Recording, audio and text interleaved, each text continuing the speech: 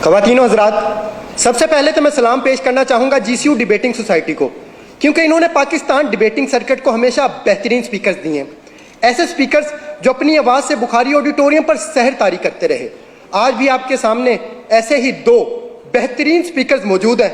एक इस दीवार पर लगा हुआ है, दूसरा उस दीवार पर लगा हुआ है।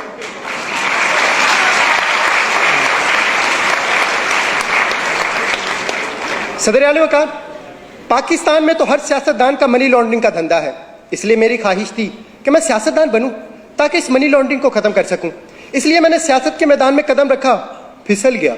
मैंने फिर सियासत के मैदान में कदम रखा, फिसल गया। फिर मुझे एक बाबा जी ने कहा कि सियासत के मैदान में सिर्फ वो नहीं फिसलता जिसने बूट पहने हुए हो।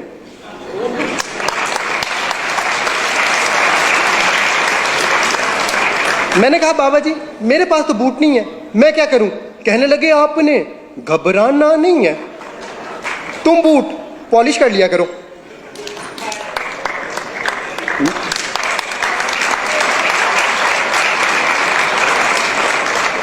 मैंने कहा बाबा जी उससे क्या होगा? कहने लगे बेटा उससे मुल्क में तब्दीली आ जाएगी।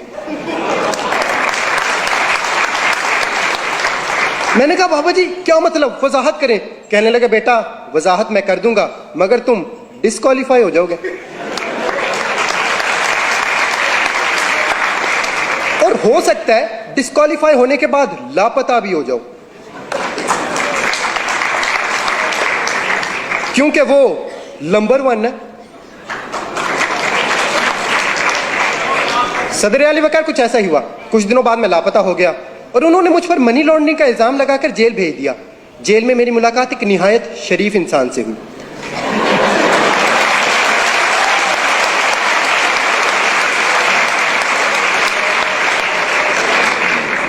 वो बहुत दरवेश इंसान थे। खाना खाते वक्त एक निवाला खाते, एक दीवार को लगाते, फिर एक निवाला खाते, एक दीवार को लगाते। मैंने उनसे पूछा ये आप क्या कर रहे हैं? कहने लगे खाता हूं लगाता भी तो हूं।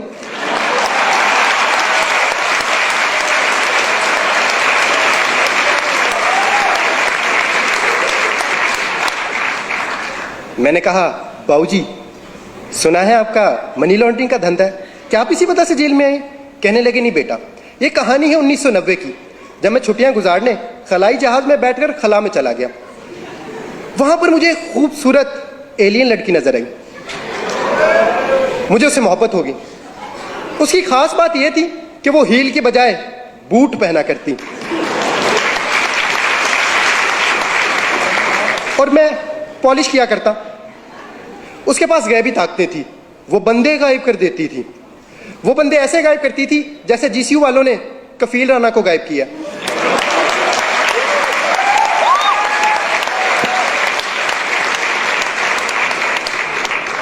फिर मेरी सालगिरह आई और सालगिरह पे उसने मुझे कुर्सी दी। 2.5 साल तक मैं कुर्सी के साथ खेलता रहा, फिर उसने कुर्सी वापस ले ली। प्यार मोहब्बत का ये सिलसिला ऐसे ही चलता रहा कि 1999 आ गया। इस मर्तबा उसकी सालगिरह आई और तोहफे में मैंने उसे बिल्ला दिया जो डरता वरता किसी से नहीं था। फिर मैंने उसे कहा चलो आओ कोई धंधा शुरू करते हैं। कहने लगी पहले मेरे एक सवाल का जवाब दो, अगर एक लड़की गाड़ी में बैठी हो तो उसे क्या कहेंगे? मैंने कहा गर्ल कार। कहने लगी नहीं कार गर्ल। मैं कहा नहीं गर्ल कार। फिर इसी कारगिल के इशू पे हमारी लड़ाई होगी।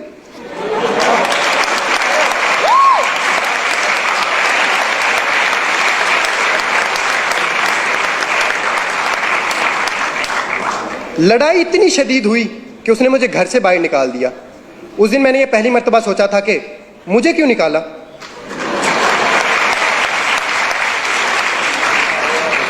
फिर वो 5 साल तक शुजात के साथ साइकिल चलाती रही।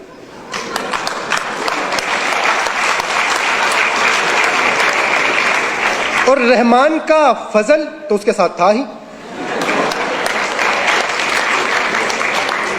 और दूसरी तरफ मुझे एक अरबी शेख मिल गया जो मुझे अपने साथ अल्लाह की सरजमीन पर ले गया। फिर वहां जाके मुझे इस बात का अंदाजा हुआ कि शेखों की 2 इकसाम है और इनमें से सबसे अच्छी है मिल्क शेख। फिर वहां पर मैंने खजूर की रेडी लगाई जिस पर सुबह में शाम को मेरा बेटा बैठा करता और खजूर के कारोबार में हमें दिन दुगनी और रात चुगनी चुगनी चुगनी तरक्की हुई। फिर मैंने मनी लॉन्ड्रिंग का धंधा भी शुरू कर दिया। खजूर का कारोबार इतना बड़ा कि खजूर को जखीरा करने के लिए हमें लंदन में फ्लैट खरीदना पड़े। कतर का शहजादा तो खत लिखकर खजूर मंगाया करता। माइक्रोसॉफ्ट ने भी हमसे कई मुआहदे किए कैलिबरी में। फिर मैं सारा धंधा छोड़कर घर वापस आ गया, क्योंकि अब वो रहीम और मेरी तरह शरीफ हो चुकी थी। फिर मैं उसे मिलने गया और मैंने उसे कहा, थैंक यू रहीम शरीफ।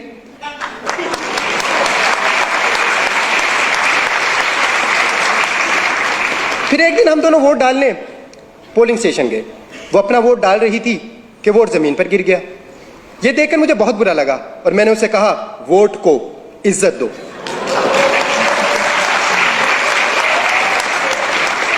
इस बात पर उसे गुस्सा आ गया और उसने मुझे कमर तोड़ जवाब दिया। मैंने उसे कहा, फिर उसने मुझ पर मनी लॉन्ड्रिंग का इल्जाम लगा दिया और उसे मेरी मोहब्बत को ठुकरा कर किसी और के पास चली गई। मैंने कहा, बाबूजी आप उससे इतनी मोहब्बत करते थे, उसके लिए मनी लॉन्ड्रिंग छोड़ देते। कहने लगे, कैसे मनी लॉन्ड्रिंग छोड़ देता, फिर मेरे बच्चों का क्या बनता, क्योंकि उनकी लंदन में तो क्या पाकिस्तान में भी कोई जायदाद नहीं है। और अगर मैं मनी लॉन्ड्रिंग छोड़ देता तो रोटी कहां से खाता। मैंने कहा, देखें रोटी का वादा अल्लाह ने किया है और सालन आप लंगर खाने से ले लेते। फिर कहने लगे, मुझे छोड़ने की एक वजह यह भी थी कि मैं मोटा था और अब वो हैंडसम के पास गई थी। फिर मैं हैंडसम से मिलने बनी गाला मैरिज ब्यूरो गया, क्योंकि उनका शादियों का धंधा था।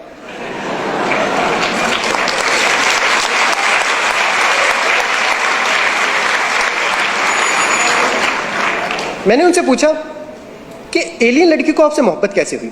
कहने लगे, ये मई के महीने की बात है, जब मैं तकरीर करते हुए स्टेज से गिरा। जब एलियन लड़की को यह मालूम हुआ कि मैं गिरा हुआ हूं, तो फिर उसने मुझे कुर्सी दी, टायरों वाली, जो रिमोट से चलती थी। मगर पता नहीं क्यों रिमोट नहीं दिया।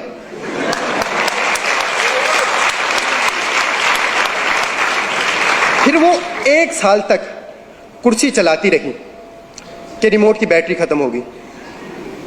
उसने चार्ज करना चाहा, प्लग दूर था, इसलिए फिर मैंने उसे एक्सटेंशन दी।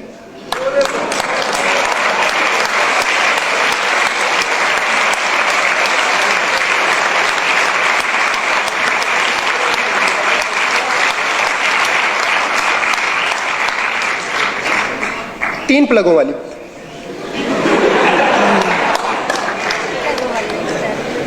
क्योंकि उसकी उम्मीद नाज का हमसे ये मान था कि आप सर्विस बढ़ा दीजिए। सर्विस बढ़ा दी गई। सदर आली वकार, अब तो ये आने वाला वक्त ही बताएगा कि एलियन लड़की रिमोट वाली कुर्सी चलाती है या फिर डीजल वाली।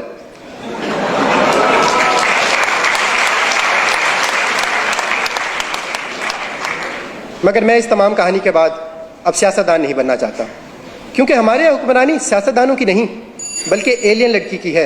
वो जब चाहे जिस पे चाहे मनी लॉन्ड्रिंग का इल्ज़ाम लगाकर उसे कहानी से बाहर कर दे। और अगर हमें ये मनी लॉन्ड्रिंग ख़त्म करना है तो हमें अपना जमहूरी निज़ाम बेहतर बनाना होगा, क्योंकि इस निज़ाम से हमें अक्सर बेवकूफ़ सदर मिलता है। अगर आपको मेरी बात पर यकीन नहीं तो मिसाल आपके सामने है।